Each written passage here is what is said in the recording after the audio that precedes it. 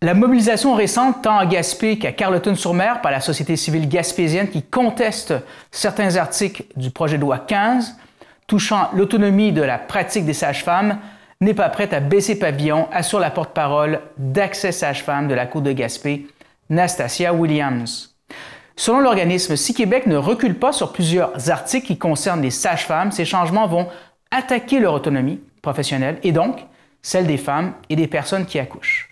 Nastasia Williams rappelle que les sages-femmes se gouvernent elles-mêmes actuellement via un conseil et à travers lequel elles peuvent déterminer les besoins et les actes au titre de leur pratique. Toutefois, le projet de loi 15 du ministre de la Santé, Christian Dubé, propose d'inclure ces sages-femmes dans un conseil au sein duquel siégeraient d'autres professionnels de la santé, dont des médecins. Par définition, c'est bien, selon Mme Williams, mais en émettant un bémol. Pour être plus clair, dit-elle, cette approche, ce n'est pas de l'interprofessionnalité, mais plutôt un rapport d'autorité, ce qui, selon elle, n'est pas de bon augure. Bonne écoute. Alors bonjour Nastasia Williams, merci d'avoir accepté notre invitation. Mais merci pour l'invitation. Je vous en prie. Dites-moi, il y a eu des manifestations il n'y a pas très longtemps, un peu partout en Gaspésie, Carleton, Gaspé, et ce, à la lumière de ce projet de loi 15 du ministre de la Santé. Vous craignez quelque chose au titre de cette loi-là, malgré les assurances récentes du ministre en matière de sage-femme, parce qu'aujourd'hui, vous parlez bien sûr à titre de membre d'Accès Sage-Femme Côte de Gaspé, pour être très clair. Qu'est-ce que vous avez à dire à la lumière des... D'abord, parlons des manifestations. Vous êtes content de la mobilisation qu'il y a eu dans un premier temps? Ben oui, en fait, tu sais, à travers le Québec, il y a eu des grands rassemblements à Québec, Montréal, Sherbrooke, tu sais, puis c'est parfois plus prévisible de voir qu'il va y avoir des mobilisations un peu plus importantes dans ces milieux-là. Mais en Gaspésie, on est parmi les seules régions, en fait, à avoir organisé une manifestation, puis à avoir eu quand même un nombre respectable de personnes qui ont décidé de sortir pour témoigner de leur attachement, en fait, à l'approche sage-femme puis à l'autonomie de ces professionnels. D'autant que quand on regarde les manifestations, ça regroupait plusieurs générations, des hommes, des femmes, bref, on sentait qu'il y avait toute la société civile qui était derrière vous. Ben, quand même. Mais je pense qu'en fait, pour mettre la table pour cette discussion-là, la meilleure chose, en fait, c'est d'expliquer c'est quoi l'approche sage-femme. Quand on Allez-y. comprend c'est quoi l'approche sage-femme, on peut comprendre pourquoi les gens sont si attachés à ce service-là. Euh, les sages-femmes, en fait, c'est un service ou c'est une approche qui est le fruit de longues luttes. En fait, pendant longtemps, ça a été une approche qui était même interdite par la loi. Puis depuis la fin des années 90, en fait, c'est de nouveau légal et encadré. Puis en fait, les sages-femmes, c'est des professionnels de la santé. Elles ont une formation de 4 ans et demi autour de tout ce qui touche la période périnatale. Donc, qui va de comment est-ce qu'on accompagne, tu sais, de façon psychosociale, si on veut, les personnes enceintes puis les familles. Comment on aide, par exemple, une famille à accueillir un nouvel enfant, comment on aide à s'adapter là, au changement qui amène l'arrivée d'un enfant dans une vie, mais aussi, évidemment, c'est une formation qui est intensive sur comment est-ce qu'on assure la sécurité puis le bien-être de la dyade mère-enfant, là, tant pendant la grossesse, au moment de l'accouchement, que dans la période postnatale. Puis j'ajouterais à ça que leur spécialité, en fait, c'est l'accouchement physiologique. L'accouchement physiologique, en d'autres mots, on pourrait parler de l'accouchement naturel. Donc, elles sont là pour accompagner les femmes, les familles qui ont des grossesses normales. Donc, elles peuvent pas accompagner, par exemple, des grossesses avec des jumeaux ou avec des conditions qui seraient plus, qui demanderaient un service plus Pointu. pointu, c'est ça. Fait que elles accompagnent les grossesses normales dans des accouchements qui vont se dérouler soit à l'hôpital, en chambre de naissance ou à domicile. Puis elles sont formées pour assurer la sécurité, puis de donner les soins appropriés. Donc, elles peuvent tout faire de soutenir la femme puis la famille dans apprivoiser la douleur qui vient avec l'accouchement, à faire des points, s'il y a des déchirures, à réagir à une une hémorragie, par exemple, ou toutes les urgences, en fait, qui peuvent arriver parfois dans le contexte d'un accouchement. Mais elles sont surtout là pour aider les femmes à avoir un accouchement qui correspond à leurs valeurs ou qui est le plus possible, qui se déroule le plus normalement possible. Donc, c'est pas avec une sage-femme qu'on va avoir, par exemple, une péridurale, mais elle va avoir toutes sortes de stratégies, en fait, pour permettre de vivre avec l'intensité d'un accouchement. Elles sont aussi formées pour soutenir l'allaitement, pour soutenir la période postnatale, tout ça, faire l'évaluation des bébés, le suivi des bébés, dans le fond, jusqu'à quelques semaines après l'accouchement. Un des grands avantages, en fait, de l'approche sage-femme, c'est que les sages-femmes, elles ont elles ont du temps, en fait, pour faire les suivis. C'est un suivi continu aussi. Donc, la personne qui fait le suivi pendant la grossesse est la personne qui va être là au moment de l'accouchement, puis dans la période postnatale. Puis ça, c'est des éléments qui sont démontrés, en fait, à augmenter la satisfaction des femmes et des familles par rapport à leur expérience, mais aussi qui réduit les interventions non désirées. Donc, on constate en fait que les femmes qui sont suivies par des sages-femmes vont généralement avoir un plus bas taux de césarienne, de déclenchement, donc c'est des éléments qui sont intéressants pour les personnes qui sont préoccupées par le fait d'avoir moins d'interventions médicales. Donc ça, c'est quand même une richesse, puis pour avoir fait l'expérience pour ma part, d'un accouchement accompagné par une médecin qui était par ailleurs extraordinaire, et d'avoir été suivie aussi par une sage-femme, je pense qu'il y a quand même un monde là, entre les deux, là. Puis ce qui est le plus intéressant, en fait, c'est quand il y a une collaboration entre les deux, donc une approche interprofessionnelle. Ce qui est, j'ouvre une parenthèse, est-ce que c'est cette collaboration, est-ce qu'elles sont difficiles parfois ou est-ce que ça se fait naturellement? Quel genre de relation on a par expérience? L'historique dit quoi, en fait?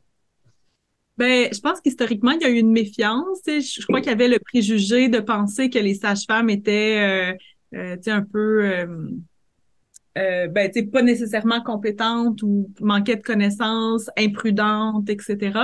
Alors que, au final, elles sont très, très bien formées pour être en mesure de répondre, par exemple, aux urgences médicales en cas de besoin ou à transférer la patiente sous les soins d'un médecin ou en milieu hospitalier au besoin. Donc voilà une reconnaissance de plus en plus reconnue, là. Puis je pense qu'il y a vraiment un changement. Pendant plusieurs décennies, c'était très difficile. J'ai quand même l'impression que dans plusieurs milieux, c'est malheureusement pas le cas partout, mais puis je pense que la Gaspésie en fait partie. Là, ce qu'on constate, en fait, c'est que il y a des collaborations de plus en plus intéressantes entre le milieu médical, les infirmières, les médecins, les gynécologues, gynécologues avec les sages-femmes. Donc, puis je pense que c'est ce que le milieu souhaite. Puis c'est à l'avantage de tout le monde, au sens où une patiente qui souhaitait au départ avoir un service sage-femme, puis qui, au cours de sa grossesse, a l'obligation de transférer sous les soins du médecin, a tout avantage à pouvoir continuer à avoir le soutien de sa sage-femme et de l'équipe médicale, parce que ça peut être sécurisant dans un moment qui peut être anxiogène. Donc, je pense que c'est vers là qu'on se dirige. Ceci dit, il y a encore des résistances dans certains milieux. Puis, c'est vraiment une philosophie qui est à la base de l'approche sage-femme, c'est-à-dire que l'idée, c'est vraiment d'accompagner les femmes puis de leur permettre de se mettre en pouvoir dans ce moment-là, qui est la grossesse puis l'accouchement, donc de prendre vraiment les décisions avec toutes les informations en main, donc si on prend cette décision-là, ben ça c'est les avantages, ça c'est les inconvénients. Si on prend cette décision-là, ça c'est les avantages, les inconvénients. Et qu'est-ce que toi tu veux comme personne? C'est ça, et assumer sa décision finale. Mais c'est ça, puis de soutenir en fait la décision qui va être celle de la personne qui accouche. Donc ça, c'est vraiment au cœur. Puis c'est pas pour rien que ça a été une revendication des milieux féministes pendant longtemps, puis que les mobilisations des mouvements sages-femmes ont été très, très proches, en fait, des mouvements féministes. C'est que c'est vraiment basé sur l'autonomie des femmes à décider dans quel contexte elles souhaitent donner naissance à leurs enfants. Fait que ça, tu sais, c'est une grande richesse. Puis, tu sais, en Gaspésie, on commence à développer un contexte dans lequel on va être capable d'offrir ça aux communautés. Ça nous impose de développer une approche qui est un peu différente, là, tu sais, par exemple, au niveau des lieux de naissance, tu sais, on a un contexte particulier. Mais tout ça pour dire que les sages-femmes, en ce moment, elles se gouvernent elles-mêmes à travers ce qu'on appelle un conseil sage-femme. Puis ce conseil-là, dans le fond, c'est à travers ce conseil-là qu'on va faire l'évaluation des actes, qu'on va déterminer c'est quoi les besoins, qu'est-ce qu'on devrait prendre comme décision. Tu sais, les sages-femmes peuvent s'épauler pour prendre certaines décisions par rapport à certains dossiers. Puis dans la gouvernance proposée dans le projet de loi 15. On y est, là. On y est, oui, voilà. On y est avec on est là. Sérieux maintenant. C'est ça. Dans le projet de loi 15, dans le fond, ce qu'on propose, c'est d'introduire les sages-femmes au sein du Conseil des médecins, dentistes, psychologues, ce qui a l'objectif de favoriser l'approche interprofessionnelle. Puis, ce qui est une noble intention, puis je pense que c'est sans doute vers là qu'on va aller dans les prochaines années.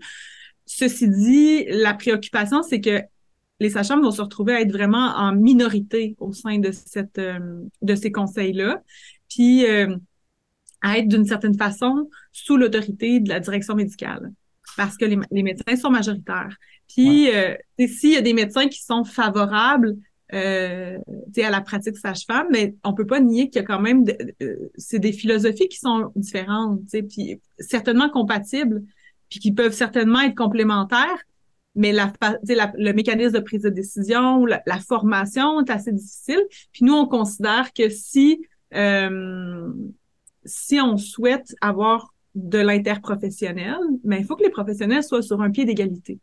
Ouais, puis, pour nous, c'est vraiment la base, en fait, d'une collaboration qui est viable au final.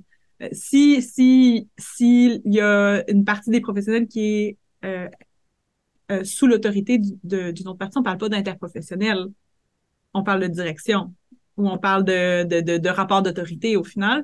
Puis ça, ça nous préoccupe beaucoup parce que si on pense que dans notre milieu, en ce moment, on a des professionnels, des médecins qui sont généralement ouverts et sensibles aux arguments puis à l'approche sage-femme, ça veut pas dire que ça va toujours être le cas. Puis deux, il y a plusieurs milieux au Québec où c'est pas du tout le cas, où le milieu médical est plutôt hostile à l'approche sage-femme. Donc, évidemment, tu sais, est-ce que, par exemple, les sages-femmes vont toujours avoir la liberté d'offrir les services qu'elles jugent souhaitables pour la population? Tu sais, on parle, par exemple, tu sais, on sait que les femmes qui ont eu une césarienne, tu sais, peuvent tenter un accouchement naturel suite à leur césarienne. Puis il y a comme un contexte qui fait qui est favorable ou défavorable selon leur dossier médical. Mais il y a des cas où le fait de faire, par exemple, une tentative d'accouchement naturel après une césarienne à domicile peut être tout à fait sécuritaire et légitime. Il y a des milieux médicaux qui sont pas d'accord avec cette pratique-là. Or, c'est dans leur champ de pratique, elles peuvent le faire. Puis elles ont les outils pour juger quelle femme est une bonne candidate pour ça, laquelle ne l'est pas. Fait que nous, on considère qu'elles ont les outils pour juger de leur pratique, de ce qui est de ce qui est sécuritaire, de ce qui l'est pas, de quelle femme peut faire tel type de processus. Puis que c'est pas nécessairement aux médecins qui ont un autre type de formation qui est tout aussi pertinente, qui est tout aussi nécessaire, mais qui n'est pas nécessairement adéquate pour juger de ce type de dossier-là. Je termine en vous demandant ceci. On craint donc que ces sages-femmes, en gros, soient un peu noyées dans cette espèce d'interprofessionnalité. On demande quoi? Donc, évidemment, je suppose que vous demandez au ministre de reculer de reculer, mais vous proposez quoi en solution de rechange ou est-ce que vous demandez le statu quo, juste pour bien comprendre? Mais nous, ce qu'on considère, en fait, c'est que le Conseil des sages-femmes, la gouvernance qui passe par le Conseil sage-femmes, doit rester, en fait. Puis s'il y a collaboration, dans le fond, puis des mécanismes qui sont mis en place pour de l'interprofessionnel, puis on pense que c'est une excellente idée, mais il faut pas que l'évaluation de la pratique des besoins ou des services soit faite par le corps médical. Donc, il peut y avoir des espaces de dialogue pour réfléchir, faciliter, par exemple, les ponts de services, faciliter les échanges, faciliter la collaboration. Or, on considère que les sages-femmes ont tous les outils nécessaires pour être capables d'évaluer leurs pratiques puis d'évaluer les besoins sur le terrain. Donc, respectées à votre juste valeur pour ces années d'études en plus. Mais c'est peu connu, mais elles ont une longue formation extrêmement exigeante qui comprend notamment des milliers d'heures de stage, notamment en milieu hospitalier, où elles vont devoir suivre une sage-femme en pratique pendant plusieurs mois, en fait, plusieurs années.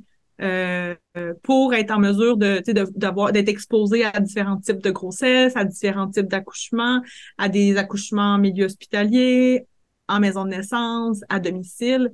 Puis c'est vraiment, dans le fond, cette formation-là leur donne une compétence qui est vraiment indéniable.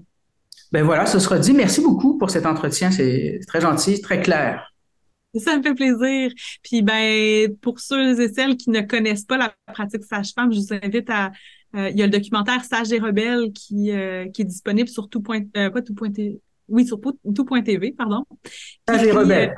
OK, on va noter. Le documentaire Sages et rebelles qui est fait notamment avec une sage-femme de notre région, Valérie Lutschmann. Une sage-femme qui pratique à Maria. Qui explique vraiment bien, en fait, c'est quoi la pratique sage-femme, ce qui est peu connu encore, mais qui gagnerait à être découvert. Ah ben c'est noté, on ira voir ça. On ira voir ça. Puis les mobilisations vont continuer jusqu'à ce que les féministes reculent. Voilà, donc on lâche pas prise. Merci beaucoup, c'est très gentil.